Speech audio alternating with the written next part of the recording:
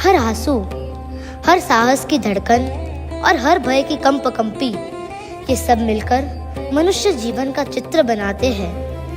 भारत के ऋषियों ने इन भावनाओं को कहा रस। रस ही कला का प्राण है, रस ही जीवन का सार है। रस हमारे भीतर जन्म लेता है, मन से, हृदय से, आत्मा से।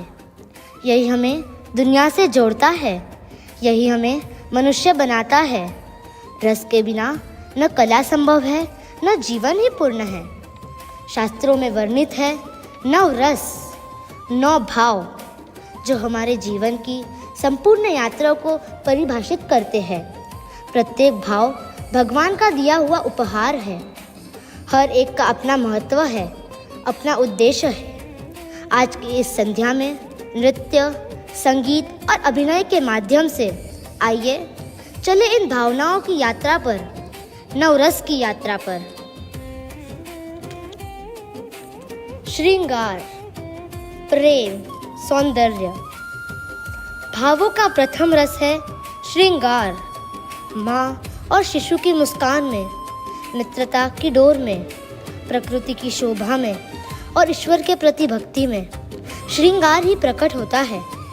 यह हमें सिखाता है कि प्रेम कमजोरी नहीं, बल्कि वह शक्ति है जो संपूर्ण जीवन को जोड़ती है।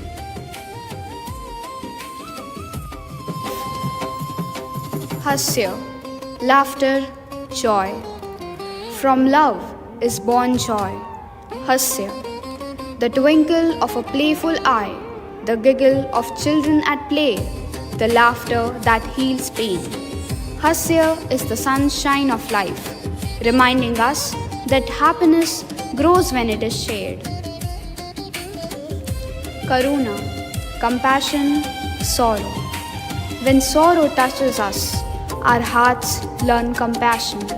Karuna, it is the tear shed for another's suffering, the gentle hand that lifts someone up who has fallen, the kindness that makes us truly human. Karuna reminds us that only a tender heart can heal the world. रौद्र, क्रोध, उग्रता। और जब अन्याय बढ़ता है, तब अत्याचार सामने आता है, तब जगता है रौद्र रस। यह अंधा क्रोध नहीं, बल्कि धर्म से प्रेरित वह अग्नि है जो अन्याय को मिटाती है और निर्दोष की रक्षा करती है। रौद्र हमें सिखाता है कि धर्मयुक्त क्रोध ही परिवर्तन का कारण बनता है। वीर, शौर्य, साहस। अग्नि के बाद प्रकट होता है साहस, वीर रस। यह वह आत्मबल है जो सैनिक को राष्ट्र की रक्षा करने की शक्ति देता है, जो बच्चों को सत्य बोलने का साहस देता है और जो आत्मा को भय के सामने अडिग खड़ा करता है। वीर हमें सिखाता है साहस भय का अभाव नहीं, बल्कि भय पर विजय है। Bhayanak, fear. Yet every heart knows fear. Bhayanak, the trembling before the unknown, the shiver in darkness, the silence of danger. Fear makes us cautious, reminds us of our fragility, and teaches us to walk carefully in the journey of life. Bibhast, disgust, aversion. And when we see what is corrupt, impure or unjust, we feel bibhats, the ras of disgust. It makes us turn away from wrong, from greed, cruelty and corruption. But bibhast is not just rejection, it is the force that transforms, guiding us towards what is clean, noble and pure.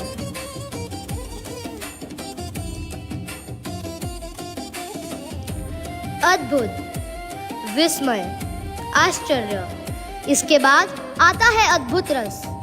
बच्चों की आंखों में चमक, आकाश में तारों का अद्भुत दृश्य, नई खोज का रोमांच।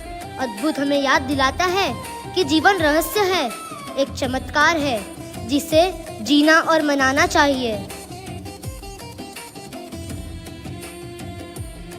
शांत, शांति, संतुलन और अंत में सभी भाव पहुँचते हैं शांत रस में। आंधी के बाद की शांति, ध्यान का मौन, संतुलित आत्मा की स्थिरता। शांत रस संघर्ष का अभाव नहीं बल्कि भीतर की पूर्णता है, जहाँ हृदय स्वयं से और ईश्वर से एकाकार हो जाता है। These 9 emotions, the Navaras, are not accidents of human nature.